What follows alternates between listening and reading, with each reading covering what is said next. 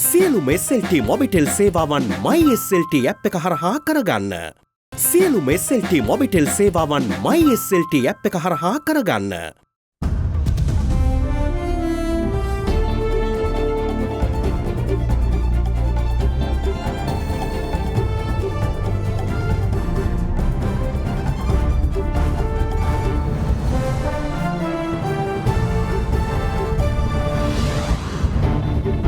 Tonight, inclement weather.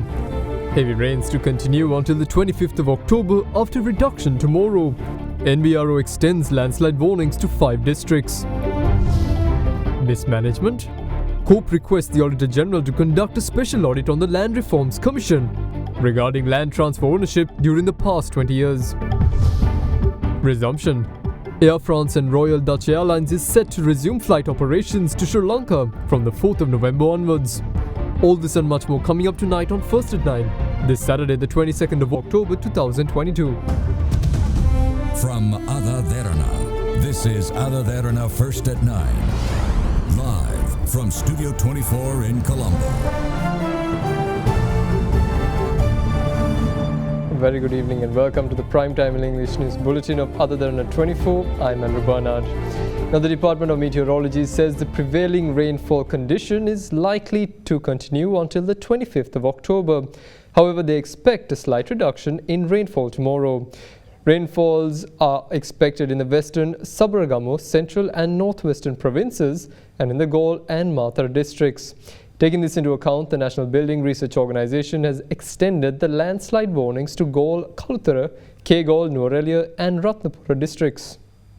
The low pressure zone that exists in the Andaman Sea has created heavy rainfalls in several provinces and districts in Sri Lanka. According to the Department of Meteorology, heavy rainfalls are reported mainly from western, Sabaragamu, central, northwestern and northern provinces and in Galle and Mathura districts. The highest rainfall during the past 24-hour cycle that ended at 8 am was recorded from the area of Deniyai in Mathura with 94 millimeters of rainfall. The inclement weather gave rise to incidents of flooding and area inundations affecting the daily lives of the public. One such incident was reported within the Colombo district after the spillover from Budgamu Canal in Rajagiri inundated the houses located nearby. Meanwhile, in Kaluthara district, the area of Bulat Sinhala was inundated after the Kudaganga, a tributary of the Kaluganga, started overflowing.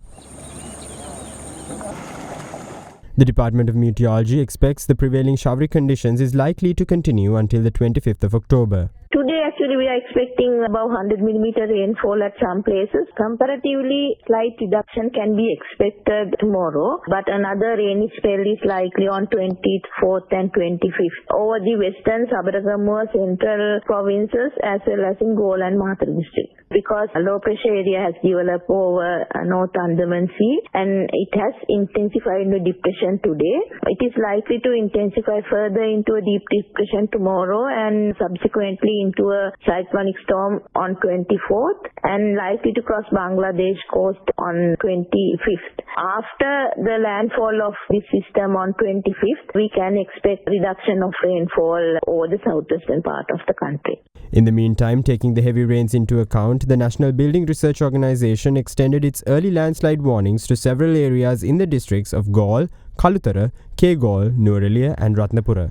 Warning level 2 alert number warning was issued to Dodangoda, Ingiriya, Walallavita, Palinur and Singa Division Secretary Divisions in Kaluthara district, Ambagamu Kolle Division Secretary in Nuwara district. Warning level 1 watch yellow warning was issued to Agalavatta, Matugama and Millennia Division Secretary in Kaluthara district, Ulat Kohpitiya, Tharanegala, Mavanalla, Yatiyantota, Ruvanalla, Dehovita and Varakapola Division Secretary in Kegalle district, Kalavana, Ratnapura, Nivitigala, Ahliyagoda and Kuruvita Division Secretary Division in Ratnapura district.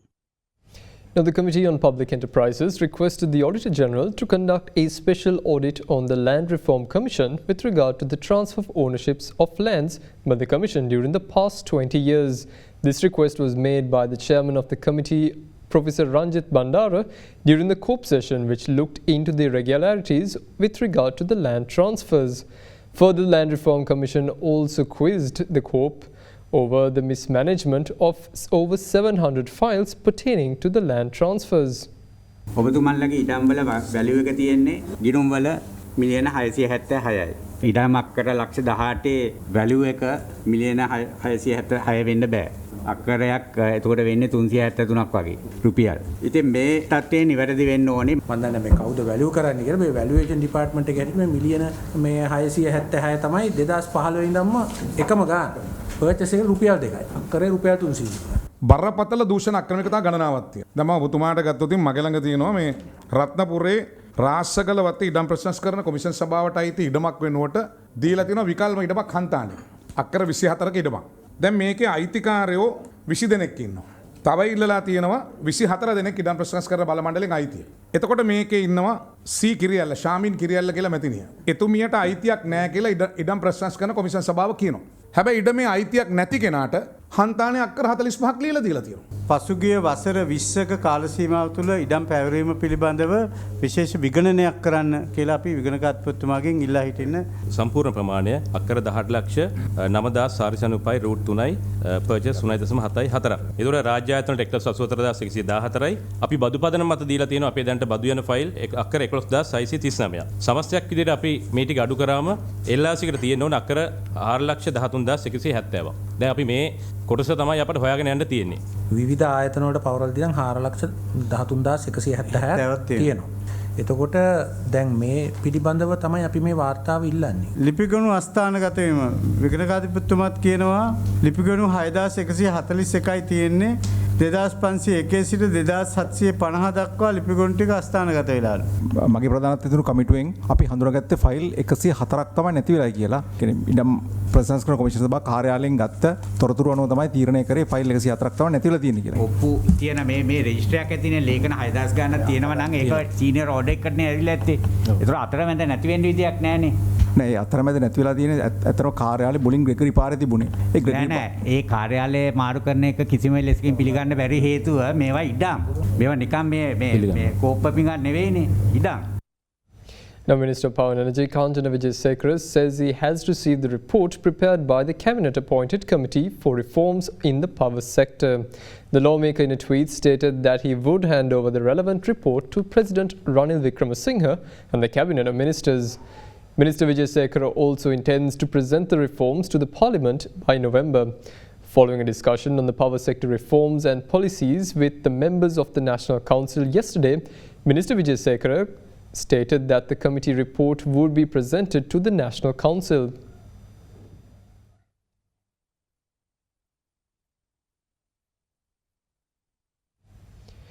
Now, State Minister of Finance Ranjit Siyamalapitiya says that they will only be able to collect taxes through the new Inland Revenue Bill from next month. This, the State Minister says, would take place if someone challenges the bill by filing petitions at the Supreme Court within the one-week period. සංශෝධන පනත පාර්ලිමේන්තුවට ඉදිරිපත් කළා. සතියක කාලයක් තියෙනවා ඒ සඳහා අවශ්‍ය අයෙකුට අධිකරණය වෙත ප්‍රතිසම් ඉදිරිපත් කිරීමට. ඒ සතිය කාලයෙන් පස්සේ ශ්‍රේෂ්ඨ අධිකරණයට දින 21ක කාලයක් තියෙනවා ඒ පිළිබඳ තීන්දුව ලබා දෙන්න.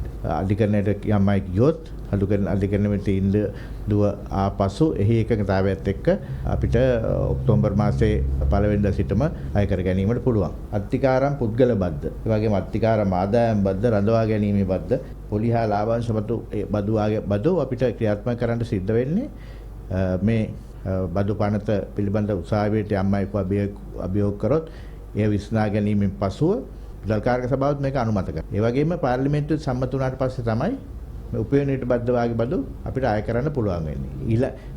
පාර්ලිමේන්තුව සම්මත වෙලා කතානායකවරයා අත්සන් කරාට පස්සේ එළඹෙන ඊළඟ මාසේ පළවෙනිදා තමයි ආය කරන්න සිද්ධ වෙන්නේ.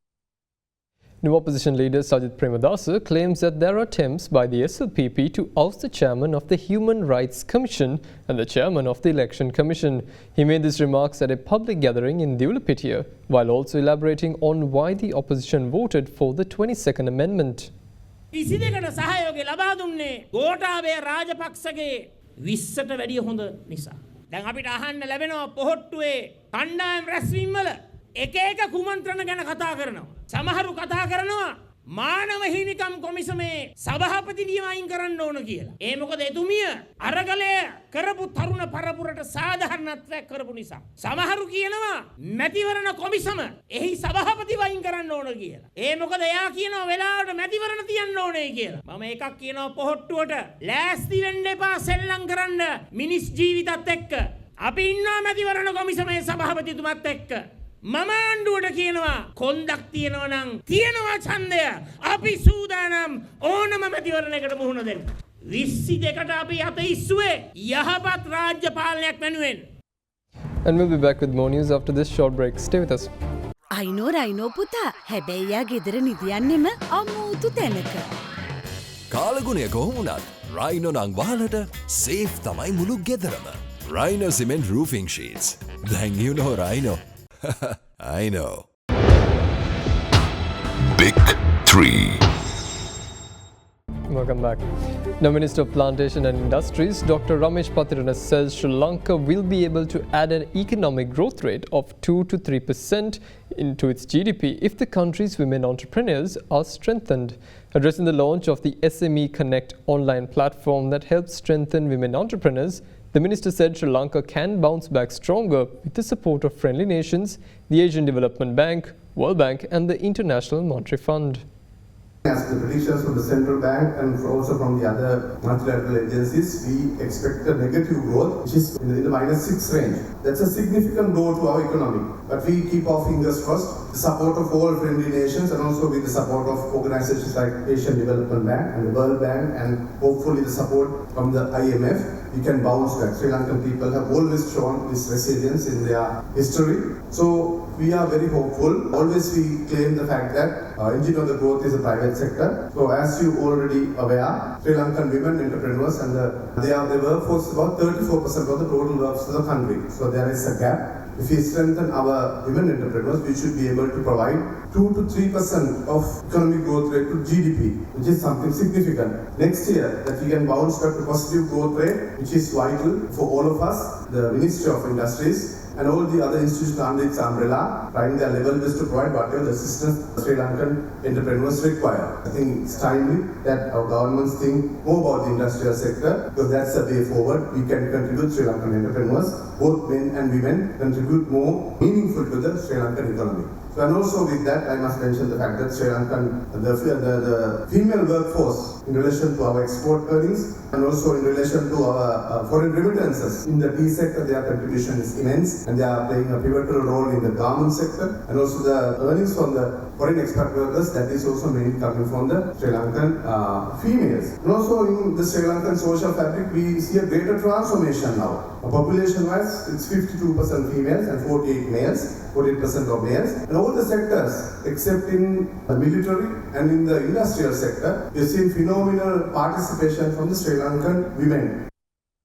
Now the final rites of the custodian and chief incumbent of the Sri Mahabodhi and Atavasthan in Anuradhapura, Most Venerable Dr. Pallegama Sirinivasa Nayakathera, were performed this afternoon. Most Venerable Dr. Pallegama Sirinivasa Thera passed away at the age of 69 while receiving treatment at a private hospital in Colombo on the 18th of October. His remains were laid in state at the Assembly Hall near the Sri Mahabodhi in Anuradhapura. President Ranil Wickremesinghe and Prime Minister Dinesh Gunawardena also paid their final respects to the remains of the Most Venerable Dr. Pallegama Sirinivasa Thera. Ordained as a monk in 1968 at the Ruanveli Saya in Anuradhapura, Most Venerable Dr. Pallegama Sirinivasa Nayakathera also served as the Chief Prelate of the North Central Province and Chief Incumbent of the Mahanayaka in Anuradhapura.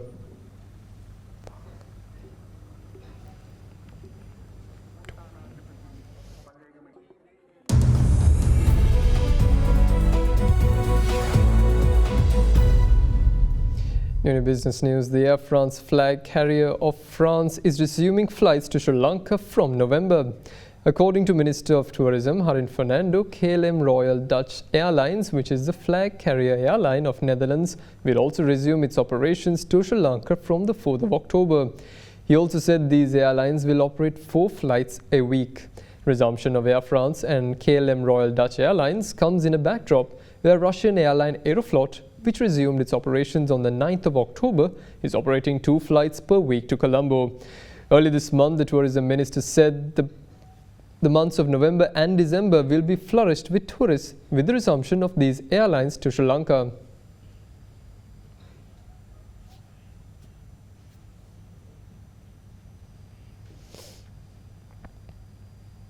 Now the sterling slipped to $1.11 yesterday after rallying on Thursday following British Prime Minister Liz Truss's resignation. However, it clawed back losses after last evening and was up to around $1.12 against the US dollar. Meanwhile, the newly appointed Chancellor of the Exchequer, Jeremy Hunt, is due to reveal plans of expending and tax. The volatility in the pound came after official figures showed government borrowings rose to its second highest in September on record. Meanwhile, according to figures from the Office for National Statistics, people are shopping less than they did before the coronavirus pandemic. The pound's latest slide comes after a period of volatile trading for the currency. Investors were spooked after the government promised huge tax cuts without saying how it would pay for them. A fall in the US dollar against several currencies late yesterday helped the pound regain some ground. But experts maintain that much of the pound's moves are being driven by investors reacting to political and economic uncertainty in the UK as well as negative economic data. The Chancellor Jeremy Hunt is due to announce plans for spending and tax on the 31st of October in his economic plan, which the Treasury confirmed was set to go ahead, although there are reports it could be delayed due to the leadership race.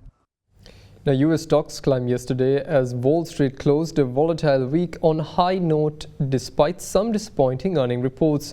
According to experts, the movements come as investors expect the Fed to slow down the pace at which rate hikes will be implemented in the coming months. The Dow Jones Industrial Average gained 2.47% to close at 31,082.56 yesterday, while the S&P 500 rose to 3,752.75 as well. The Nasdaq Composite, meanwhile, added 2.31% to end at 10,859.72. Yesterday's moves extended the market's gains for the week. For the week, however, the S&P 500 and the Dow Jones gained 4.7% and 4.9% respectively, while the Nasdaq rose 5.2%. It was the best week since June for all three major averages. The advance came despite 10-year Treasury yields surging to its highest level since 2008 and a mixed bag of corporate earnings reports. Treasury yields fell from their high last morning after a report from Wall Street Journal that some Fed officials are concerned about over-tightening with large rate hikes. That report appeared to boost equities as well. The central bank's aggressive rate hikes have been a major factor in stocks falling to bear markets this year, and traders have continued raising their estimates of where the Fed will stop. The market is pricing a 75 basis point hike when Fed policymakers meet on the 1st of November. However, the US Central Bank is divided on whether they hike another 75 basis points in December or reduce the pace of their tightening to 50 basis points. And that brings an end to tonight's edition of First at 9. Join us again tomorrow at the same time. Good night.